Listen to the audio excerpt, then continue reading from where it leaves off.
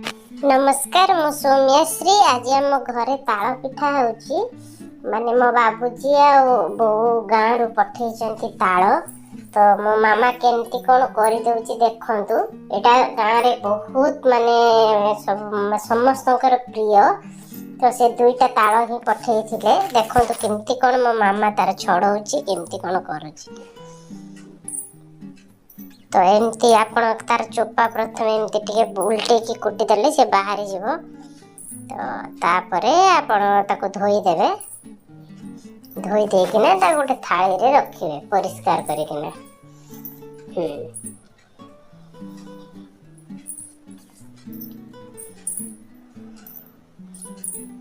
तो तापरे आपण चोपाटा को एटा हची मिठा ताल।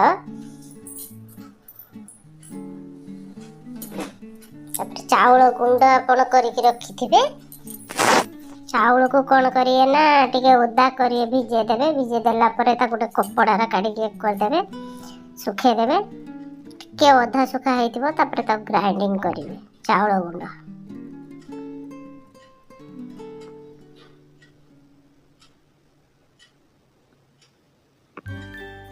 देखो तो मामा जेमती जा करूची सेमती आपण करिए।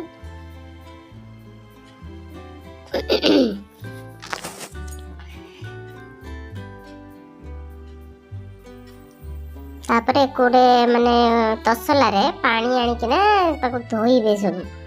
तार जो मिठा अंशटा से पानी की जीवो। देखिए मामा केमती कला।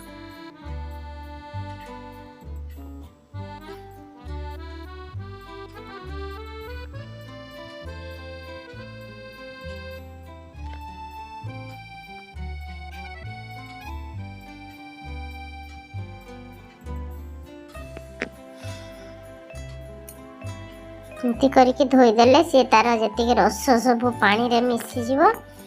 तापरे कोन करिवो मामा देखंतु सेमता ही करिवे। बहुत ही टेस्ट ए टाइम रे ही ताଳ पिठा बहुत भल लागे। ताଳ पिठा मो माने सहित टिके देसी महू पके खाइबे बहुत सुंदर लागे। खीर भी पके खाइ परिबे घुगुनी करी खाइ परिबे। आउ ताको गोळे की रखी देले से फुली जीवो। ताको इडली आउ दिन इडली करिकी माने वीडियो करिकी देखैबी। आज चकुली पिठा होची। तो एमती बाहरी गला देखंतु एको मामा फुटे दबो।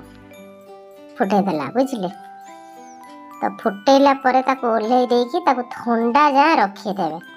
पूरा ठंडा हला जा तापरे ताको गोळेबे एमती गोळेबे बुझले की गुंड पके की तापरे गोळेबे। गोळेले से जो ताଳ रसर बास्ना पूरा माने बढ़िया सुंदर मिसिकी बढ़िया सुंदर बासीबो पूरा। ताଳ पिठा समर घर सारा पूरा ताଳ पिठार बास्ना।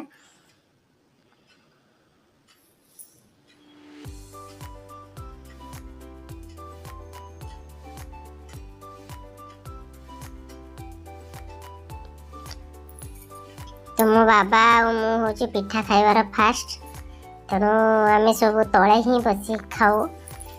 तो बर्तमान मो बाबा देखु मत केमती खईदेवे। देखिले मो बाबा खईदेले।